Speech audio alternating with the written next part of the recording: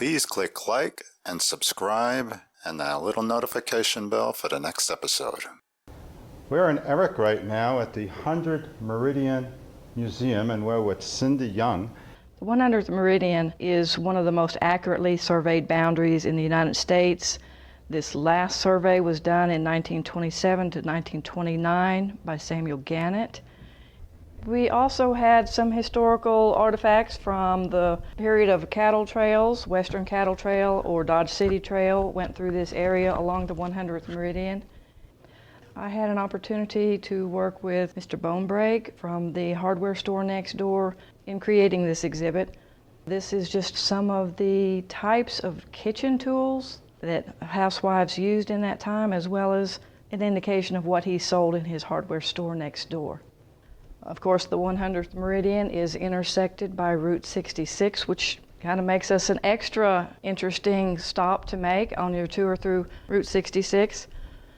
We have a chunk of the road and some Route 66 signs and newspaper articles.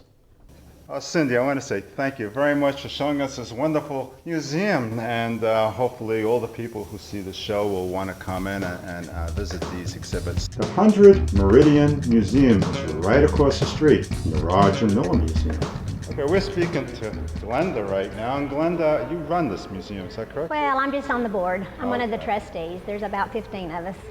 So she's going to teach us all about Roger Miller. Begins with his childhood. We've got pictures of his where he grew up, and pictures of his mom and dad, which I don't know if you're aware, but Roger's dad died when he was very young, and his mother was ill and could not take care of the 3 little boys. So one came to Oklahoma, one to Arkansas, and one to California. And we were fortunate that Roger came to Oklahoma to live with his uncle.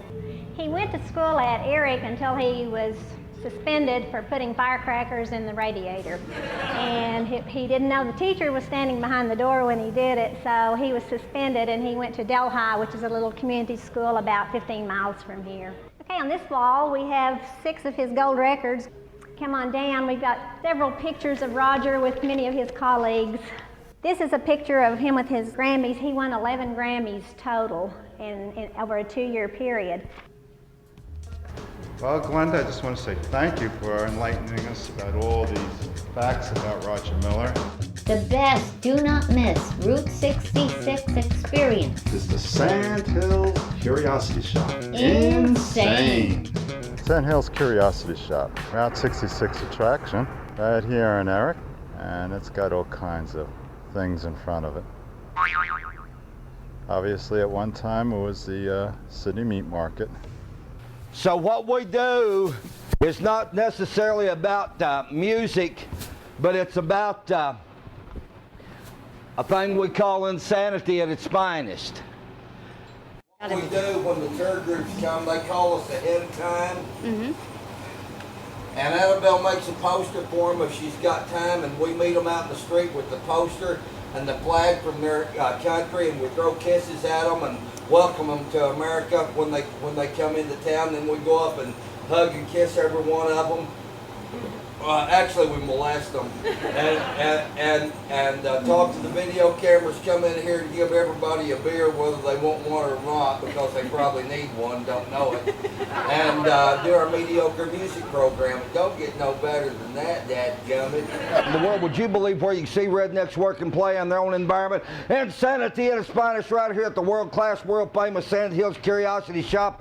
The only bus stop in town. Yeah, we're Harley and Annabelle, the mediocre music makers. Insanity at its finest, and this is where we entertain over 300 overseas tour groups a year, television from all over the world. And today we're honored to have the dadgum Czechoslovakian Route 66 Association pay us a visit. And would you believe we're going to get low down crazy and downright obtruse and vulgar right here at the Sand Hills Curiosity Shop. My God almighty, I'm going to have a dadgum little bit of the Queen's douche water.